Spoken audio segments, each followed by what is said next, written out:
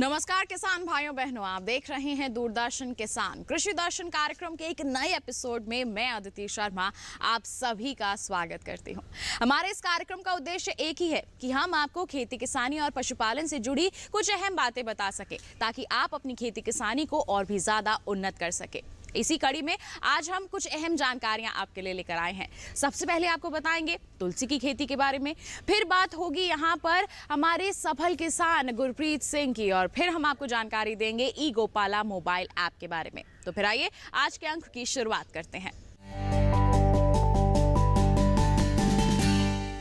आइए किसान भाइयों बहनों कार्यक्रम की शुरुआत करते हैं और सबसे पहले आपको एक खास खबर दे दें। हमारे केंद्रीय कृषि मंत्री श्री नरेंद्र सिंह तोमर भारतीय प्रतिनिधि मंडल के साथ इजराइल के दौरे पर हैं। क्या कुछ खास हो रहा है इस दौरे में, आइए जानते हैं इस खास रिपोर्ट के जरिए।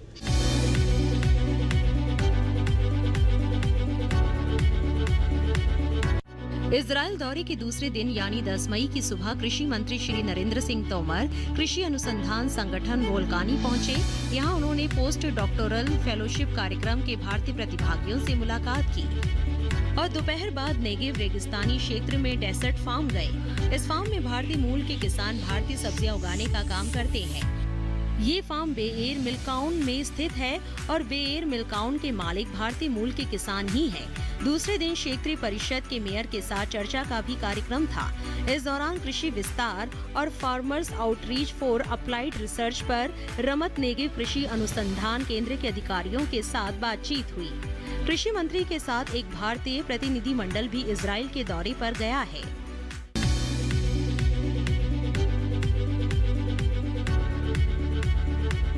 आइए अब कार्यक्रम में नजर डालते हैं हमारे सेगमेंट विज्ञान और किसान पर। देखते हैं खेती किसानी के क्षेत्र में क्या कुछ खास है।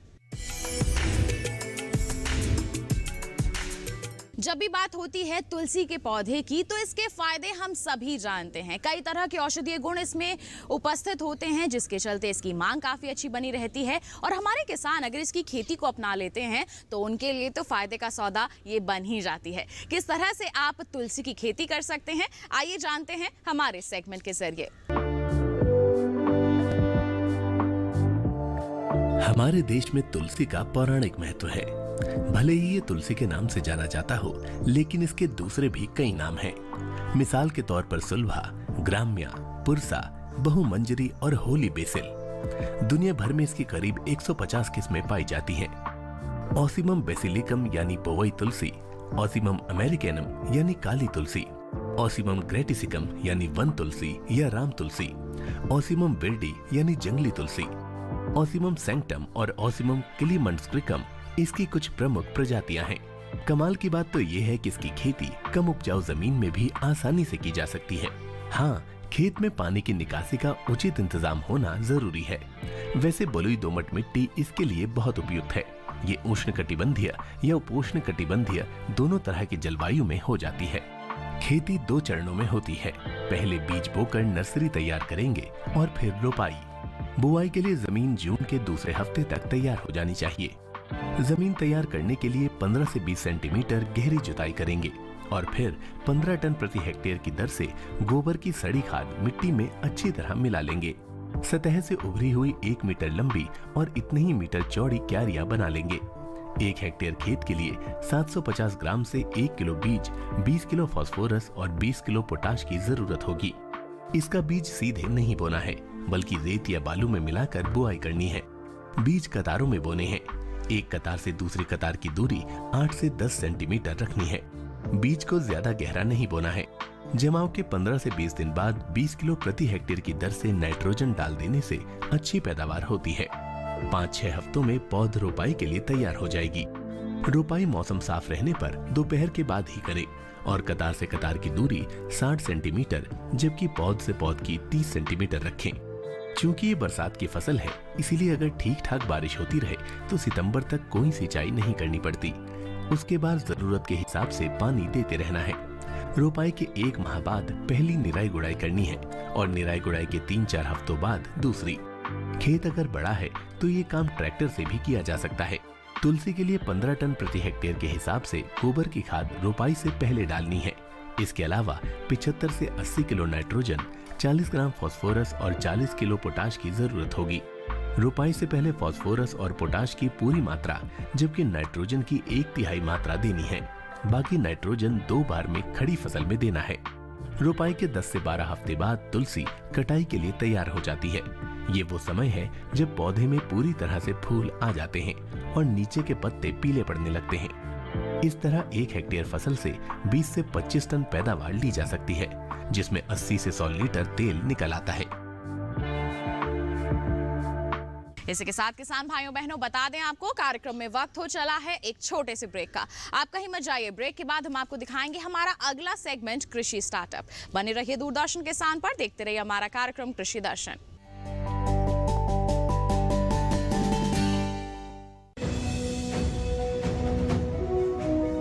भारत सरकार का हर प्रयास किसानों को दे रहा है एक नई आस। देश के किसानों की खुशहाली और उन्हें आत्मनिर्भर बनाने के लिए भारत सरकार समर्पित है। प्रधानमंत्री श्री नरेंद्र मोदी जी के नेतृत्व में कृषि क्षेत्र में किए गए निरंतर प्रयासों के फलस्वरूप देश खाद्यान्न व बागवानी के क्षेत्र में आत्मनिर्भर हो चुका है और देश में दलहन का उत्पादन भी बढ़ा है। इसी तरह भारत सरकार ने खाद्य तेलों के उत्पादन को बढ़ाने के भी अनेक प्रयास किए हैं। इसी क्रम को आगे बढ़ाते हुए माननीय प्रधानमंत्री श्री नरेंद्र मोदी जी के नेतृत्व में भारत सरकार ने दूरदर्शी निर्णय लेते हुए राष्ट्रीय खाद्य तेल मिशन ऑयल पाम की शुरुआत की है। इस मिशन से देश भर के किसानों को बहुत लाभ मिलेगा। कृषि के पूंजी निवेश में वृद्धि होगी, खाद्य तेल आयात पर देश की निर्भरता कम होगी और रोजगार के नए अवसर पैदा होंगे। खाने के तेल में आत्मनिर्भरता के लिए अब राष्ट्रीय खाद्य तेल मिशन ऑयल पाम का संकल्प लिया गया है। इससे किसानों को तो सीधा लाभ होगा ही, गरीब और मध्यम वर्ग के परिवारों को सस्ता और अच्छी क्वालिटी का तेल भी मिलेगा। यही नहीं, ये मिशन बड़े स्तर पर रोजगार का निर्माण करेगा। इस मिशन के अंतर्गत ऑयल पाम का रकबा और पैदावार बढ़ाने पर जोर देने के लिए सरकार ने 11,000 करोड़ रुपए से अधिक की सहायता राशि निर्धारित की है। मिशन के तहत सरकार ने ऑयल पाम की खेती के लिए रोपण आदि की सहायता में बढ़ोतरी करते हुए पहले मिलने वाले 12,000 रुपए प्रति हेक्टेयर को बढ़ाकर 29,000 रुपए प्रति हेक्टेयर तक कर दिया है। ऑयल पाम के पुराने बागों के पुनरुद्धार के लिए 250 रुपए प्रति पौधा के हिसाब से विशेष सहायता दी जा रही है। पौधारोपण सामग्री की कमी दूर करने और बीजों की पैदावार करने वाले बागों को भी सहायता दी जाएगी।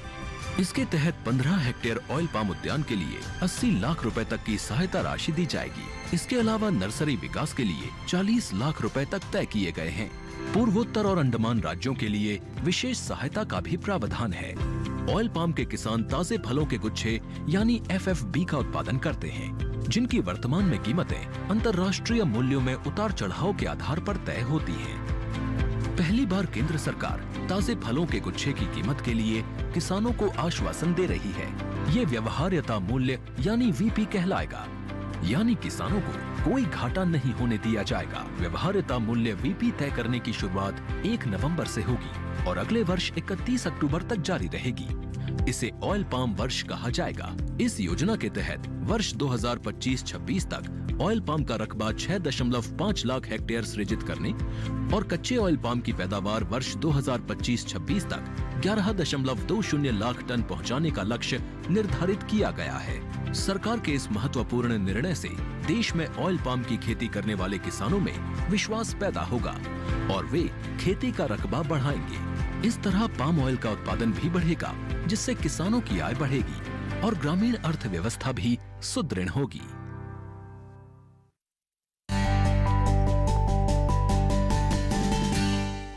ब्रेक के बाद दूरदर्शन किसान के कार्यक्रम कृषि दर्शन में आप सभी का फिर से स्वागत। अब कार्यक्रम में वक्त हो चला है हमारे सेगमेंट कृषि स्टार्टअप पर नजर डालने का।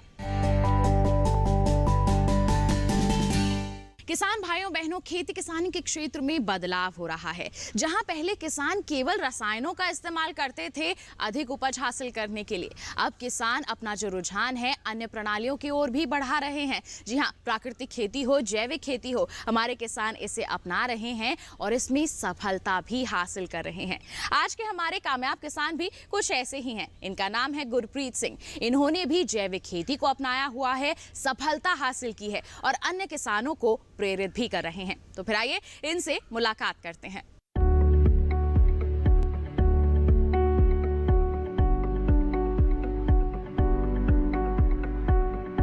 मैं 2010 में एक कुदरती खेती का लेख पढ़ा था, अखबार में अजीत में आई थी इंटरव्यू गुरप्रीत सिंह दबड़ी खाना की, और वो लेख पढ़ते ही हमने फैमिली में डिस्कस किया कि हम क्यों ना रासायनिक खेती छोड़ के कुदरती खेती की तरफ आए। तो हमने पहली दफ़ा एक कनाल से शुरू किया 2010 में। तो पहले से हम PAU के मेलों में भी जाते थे, एक उद्यमी किसान की तरह काम करते थे।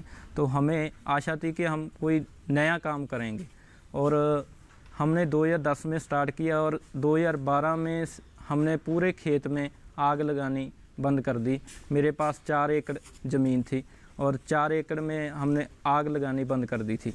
और फिर धीरे धीरे करके अभी हमने उसमें 1 एकड़ का मॉडल ऐसा बनाया है कि पूरा परिवार कैसे रासायनिक खेती छोड़ के कुदरती खेती की तरफ आ सकता है। उसमें करना कुछ भी नहीं है, क्योंकि हमारे पंजाब में ये होता है कि रासायनिक खेती छोड़ के अगर कुदरती खेती करेंगे तो जाड़ कम आएगा। लेकिन हमारे उस मॉडल में क्या है कि आप जितना भी रसोई में यूज़ करते हैं, जितना भी जैसे दलहन है और सब्जी है, फ्रूट हैं, वो अपनी 1 एकड़ में ले आएँ। कि ज़्यादातर पंजाब में देखा जाए तो सभी 5 और 6 मेंबर की फैमिलीज़ होती हैं। तो हमने वो मॉडल दिया जिसमें एक पशु का चारा भी था और गुड़ यूज़ करते थे, उसके लिए शुगर केन लगाया था। तो ऐसा एक मॉडल था जिसमें उसकी इनकम भी शो की गई थी। और 2013 में जाकर हमारा एक आर्टिकल छपा था जो मेरे फादर साहब के नाम पे था कि कैसे हम रासायनिक खेती छोड़ के कुदरती खेती के तरफ आ सकते हैं। तो ऐसा करके हमने आगे मेरी ग्रेजुएशन चल रही थी और 2016 में मैं इधर पूरी तरफ मुड़ गया और 2016 में मैं संत ज्ञानी गुरमीत सिंह जी से मिला और गांव खोसा पांडो में एक कुदरती खेती की एक बड़ा कदम बढ़ाया गया। इसमें हमने यहाँ पे खोसा पांडो गांव में गुरुद्वारा साहब की ज़मीन पे हमने कुदरती खेती शुरू की। आसपास के किसानों को भी हमने मोटिवेट किया कि आप करो। तो पहली दफ़ा संत जी ने रेंट पे ज़मीन लेके किसानों को कहा कि हम रेंट देंगे, आप कुदरती खेती करो। पर देखा गया कि किसान वो हमारे यहाँ किसान ना आलस दिखा रहे थे, जैसे एकदम मूव नहीं होना चाहते थे। क्योंकि जो ये है ना गेहूँ और धान है, ये पूरी उनकी बड़ी क्रॉप है। वो कुदरती खेती में क्या है कि गेहूँ और धान में जाड़ कम आता है, आपको एक बार 3 से 4 साल लग जाते हैं, लेकिन फिर भी पूरा जाड़ नहीं मिलेगा। अगर आपने कुदरती खेती में कामयाब होना है तो आपको मार्केटिंग खुद करनी पड़ेगी। तो पहले साल हमें कुछ अच्छा रिजल्ट नहीं मिला। 2017 में हमने ऐसा किया कि हमने गुरुद्वारा साहब की ज़मीन पे ही जो युवा किसान थे हमारे साथ काम करना चाहते थे, वो गाँव के कुछ युवा जैसे जरनैल जी हैं, अजीत सिंह, रेशम सिंह, ऐसे कई युवा हमारे साथ जुड़े और हमने एक ग्रुप बनाया जिसका हमने नाम रखा हरियावल सेल्फ हेल्प ग्रुप। तो ग्रुप में हमने खेती शुरू की। यहाँ पे हमने सब्जियाँ जैसे डेली कैश क्रॉप के तौर पे लगाई, क्योंकि किसान की इनकम जो है वो डेली बेस होगी तभी उसके खर्चे निकलेंगे। और हमने सब्जियों की खेती शुरू की साथ में, क्योंकि नेचुरल फार्मिंग में जैसे आज भी बारिश का टाइम है, तो बारिश जब पड़ती है तो बजाई सोइंग लेट हो जाती है या हो नहीं पाती या फसल मर जाती है। तो हमने साथ में हल्दी और शुगर केन, ये 2 क्रॉप बड़ी क्रॉप रखी जो हमारा बजट है वो हिले ना। तो हमने क्या किया कि हम वैल्यू एडिशन करके प्रोडक्ट को सेल करने लगे। पहले हमने सब्जियों को रेट हमारा होता था बाज़ार को देख के। जैसे बाज़ार में रासायनिक खेती का भाव था 10 रुपये, तो हम 20 कर देते थे। लेकिन धीरे धीरे हमने देखा कि कैसे इसका रेट तय किया जाए, तो हमने पूरी कैलकुलेशन की कि हमारा झाड़ कितना आ रहा है सभी फसल का। तो हमने पूरी पौध की कैलकुलेशन करके उसका भाव निश्चित किया। जैसे बाज़ार में कभी बार तो ऐसा होता था, जैसे मूली 20 रुपये है, हम 10 रुपये देते थे क्योंकि हमारी प्रोडक्शन उसकी ज़्यादा होती थी। तो हम भाव तय करते थे कि हमारा 1 एकड़ में इनकम कितना होना चाहिए। तो हमारे जैसे 15 फैमिली हमारे साथ काम करती हैं लेबर के रूप में, और वो जो हमारे स्टाफ के मेंबर हैं जितना भी काम करते हैं उनकी तनख्वाह हम वो 1 एकड़ पे डाल देते थे। ऐसा करके हमने आगे मार्केट स्थापित की। पहले हमने गांव में शुरू किया। गांव में सब्जी को लेकर बेचने में बहुत दिक्कत आई। उसमें क्या होता था कि गांव में सभी इतना रेट नहीं भरना चाहते थे जितनी हमारी प्रोडक्शन कम हो जाती थी। तो हमने क्या किया कि जो डॉक्टर थे, जहाँ हमारा डिपार्टमेंट था, जैसे खेतीबाड़ी विभाग था, पीएयू के डॉक्टर थे और केवीके के जो डायरेक्टर हैं, उन्होंने हमें क्या किया कि आप उन लोगों को पकड़ो जो इसकी नॉलेज रखते हैं। तो हमने डॉक्टरों के साथ मीटिंग की और हमने मोगा में पहली हाट शुरू की 2017 नवंबर में। तो हमने वहाँ मंडी लगानी शुरू की, जो 2.5-3 घंटे हम रुकते थे। धीरे धीरे क्या हुआ कि वो मंडी बढ़ती गई और हम 1 हफ्ते में 3 दिन वो मंडी लगाने लगे। फिर हमने अब 2022 में हमारा पूरा वीक मंडी लगती है, हमारी 2 गाड़ियाँ जाती हैं। और जैसे जितने भी नज़दीक के शहर हैं, जैसे जीरा हुआ, कोटी सेखा हुआ, मोगा हुआ, अभी मखू जैसे कस्टमर बढ़ रहे हैं, तो धीरे धीरे ये काफ़िला बढ़ता गया। और इसमें जैसे गन्ने की खेती थी, उसमें हमारा क्या था कि हम गन्ने का जैसे हमारा भाव है 360 रुपये क्विंटल, लेकिन जूस के लिए हमने बेचना है तो 600 रुपये क्विंटल तक बिक जाता है। तो हमने क्या किया, हमने प्रोसेसिंग की, क्योंकि हमारा टारगेट वो कस्टमर था जिनके पास ज़मीन नहीं है। क्योंकि हमारा स्लोगन था कि आप जो खेती की वस्तुएं ले रहे हो वो बदलो और हम गांव बदल देंगे, क्योंकि आप युवा को खेती में लाने में सक्षम है। तो हमारे ये जो शब्द थे वो कस्टमर को हमारी तरफ खींचा और हमने कस्टमर की विज़िट अपने फार्म पे रखी। और धीरे धीरे हमने केवीके के साथ यहाँ पे एग्जीबिशन भी लगी, मेले भी लगे और अपना अभी कुलाड़ा लगाया और मार्केट जैसे गुड़ और शक्कर की भी करने लगे।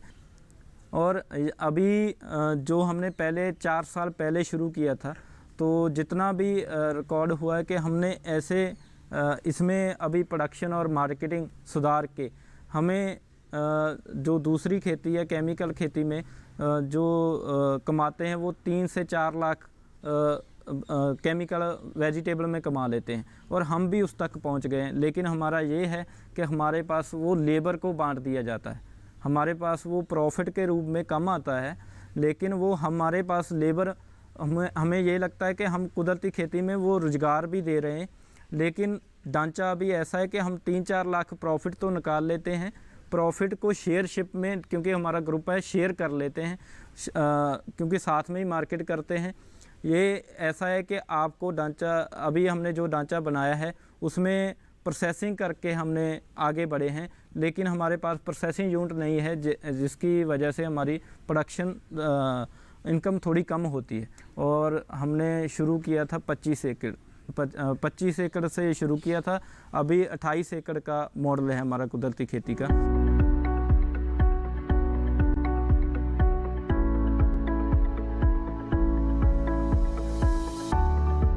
आज हैं हम गांव खोसा पांडो में, जहाँ पे कुछ युवा नौजवान थे जो हम परंपरागत खेती कर रहे थे, लेकिन उनकी आमदन उतनी नहीं आ रही थी। तो वो हमारे केवीके में हमारे पास आए, तो हमने उनको प्रेरित किया भी आप कुदरती खेती ऑर्गेनिक फार्मिंग की तरफ आओ।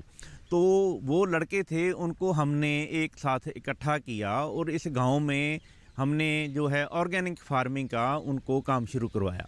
शुरू में जो लड़के थे उनको 2-3 प्रॉब्लम आई। पहले तो उनको जो प्रोडक्शन लेवल था ऑर्गेनिक फार्मिंग में वो कम था, तो हमने कृषि विज्ञान केंद्र से और हमारा पंजाब एग्रीकल्चरल यूनिवर्सिटी लुधियाना से उनको अच्छी अच्छी वैरायटी दी, किस्में दी, उनका बीज उनको उपलब्ध करवाया और उससे उनका जो प्रोडक्शन लेवल था वो काफ़ी बढ़ गया। दूसरा, जो वो नौजवान लड़के थे उनको समस्या आ रही थी कि उनको मार्केटिंग में प्रॉब्लम आ रही थी, उनका जो प्रोडक्शन आ रहा था उनकी मार्केटिंग नहीं हो रही थी। तो फिर हमने लड़कों को इकट्ठा करके एक ग्रुप बनाया। ग्रुप बना के कुछ लड़कों को उसकी प्रोडक्शन में लगाया, कुछ लड़कों को लगाया भी उसकी वो मार्केटिंग करें। तो वो जो भी लोग हैं जो ये देखते हैं भी जो जहर मुक्त खेती है, ऑर्गेनिक है, केमिकल से विदाउट की जाती है, तो वो लोगों को हमने ट्रेस किया सिटी में। वहाँ जाके हमने मार्केटिंग स्टार्ट की। तो जैसे जैसे ये मार्केटिंग में उनका बढ़ता गया तो हम वहाँ मोगा सिटी में जाके अच्छे अच्छे लोगों को जाके ट्रेस किया। फिर हमने मोगा में एक स्पॉट सेलेक्ट किया। हमारे डिप्टी कमिश्नर साहब को हमने रिक्वेस्ट किया तो उन्होंने हमें एक जगह अलॉट कर दी। तो हम लड़कों को वहाँ ले जाते हुए वहाँ एक स्टॉल लगाने लगे। तो मोगा सिटी के सभी लोग वहाँ आके उनकी जो थी वेजिटेबल थी जहाँ और प्रोडक्ट थे वो आके वहाँ से परचेज करने लगे। ऐसे उनका जो मार्केटिंग का काफ़ी नेटवर्क बढ़ गया। उसके बाद हमने इसका एरिया जो था ऑर्गेनिक के नीचे और बढ़ाया और लड़कों को शामिल किया। ये खोसा पांडव विलेज के साथ साथ 3-4 और गांव थे, उन लड़कों को भी साथ में लिया। 4 गांव का एक क्लस्टर बनाया, लड़कों का एक ग्रुप बना के हमने जो आसपास के सिटी है वहाँ पे भी जाके मार्केटिंग करना शुरू किया।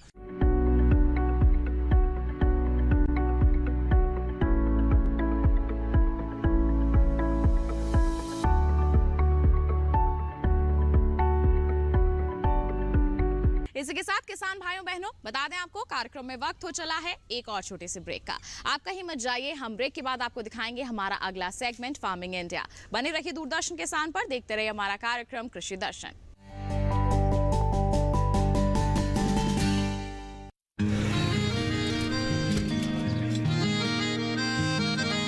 क्या बात है भाई, आजकल तो काफी खुश नजर आ रहे हो। क्यों ना हो, अब मैं ऑर्गेनिक खेती जो कर रहा हूँ ये पूरा प्राकृतिक है, ऑर्गेनिक है। इसमें हमारे खेत, हमारी फसल और हमारी जेब सब फायदे में होते हैं और इसमें लागत भी कम है।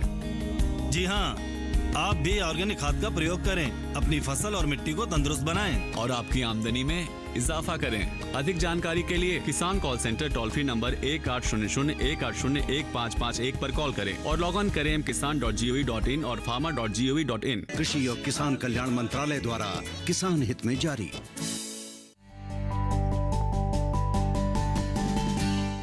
ब्रेक के बाद दूरदर्शन किसान के कार्यक्रम कृषि दर्शन में आप सभी का फिर से स्वागत है। अब कार्यक्रम में वक्त हो चला है फार्मिंग इंडिया सेगमेंट पर नजर डालने का। किसान भाइयों बहनों, हमारी सरकार का प्रयास है कि हमारे जो किसान हैं यानी कि जो आप लोग हैं वो खेतों तक ही सीमित ना रहें, आपकी जो पहुंच है वो दूर दूर तक रहे। जी हाँ, इसी दिशा में बता दें आपको कई तरह की मोबाइल ऐप्स को विकसित किया जा रहा है और उन्हीं में से एक है ई गोपाला मोबाइल ऐप। ये ऐप क्या है, किस तरह से आपके लिए फायदेमंद साबित हो सकती है, आइए जानते हैं हमारे सेगमेंट के जरिए। हमारे देश की आबादी का एक बड़ा हिस्सा पशुपालन से जुड़ा है। भारत के ग्रामीण इलाकों में भी आमदनी का बड़ा हिस्सा भी पशुपालन से ही आता है।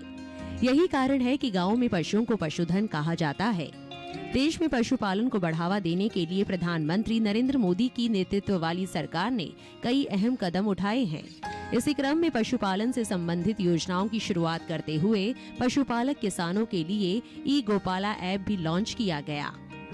इस मोबाइल ऐप के जरिए पशुपालक और किसान अपने फोन पर ही पशुपालन और डेयरी व्यवसाय से संबंधित तकनीकी जानकारियां हासिल कर सकते हैं। ये एक ऐसा डिजिटल माध्यम है जिससे पशुपालकों को उन्नत पशुधन को चुनने में आसानी होगी, उनको बिचौलियों से मुक्ति मिलेगी। ये ऐप पशुपालकों को पशु उत्पादकता से लेकर उसके स्वास्थ्य और आहार से जुड़ी तमाम जानकारियां प्रदान करेगा। पशुओं की अच्छी नस्ल के साथ उनकी देखरेख और उसको लेकर सही वैज्ञानिक जानकारियां इस ऐप के जरिए हासिल कर पाएंगे। तो ये था हमारा आज का कार्यक्रम कृषि दर्शन। उम्मीद करते हैं आज के कार्यक्रम में दी गई जानकारियां आपके लिए जरूर लाभकारी साबित होंगी। एक विशेष जानकारी और पहुंचा दें आप तक, हमारे YouTube चैनल के जरिए आप दोबारा हमारा ये कार्यक्रम देख सकते हैं। QR कोड दिखाया जा रहा है टीवी स्क्रीन पर, इसे आप स्कैन कीजिए, सीधा पहुंच जाएंगे हमारे YouTube चैनल पर। साथ ही बता दें, हमारे से जुड़ना है आपको तो क्या कर सकते हैं, ईमेल कीजिए हमें। ईमेल आईडी है krishidarshan@gmail.com। साथ ही आप हमें पत्र भी लिख सकते हैं। पता है हमारा कृषि दर्शन, कमरा number 59A, CPC Doordarshan, Khelgaon, नई दिल्ली 110049। तो इसके साथ आज के लिए इतना ही। अगले अंक में होगी मुलाकात, तब तक के लिए हमें दीजिए इजाजत। आप बने रहिए दूरदर्शन किसान पर। नमस्कार।